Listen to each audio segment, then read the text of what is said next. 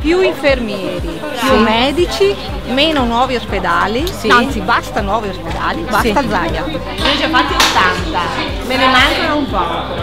Non è qui, vero?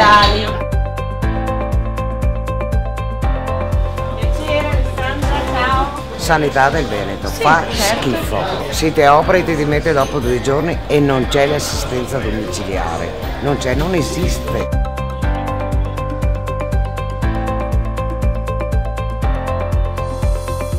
Finalmente te becco, cazzarola! Io sto facendo un'esperienza straordinaria in mezzo alla gente.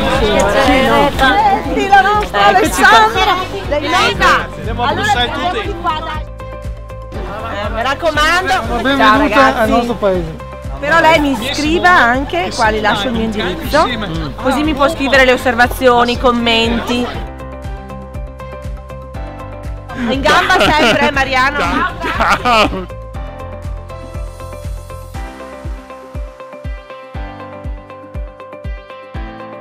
Ci teniamo che gli alpini vadano a votare bene.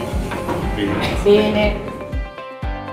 Motivi di tipo burocratico, tassazione eccessiva, difficoltà enormi.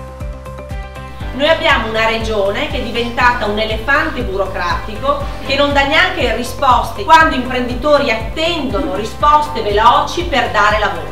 Stiamo elaborando una proposta di riforma del lavoro che risponda alle esigenze della piccola e media impresa veneta.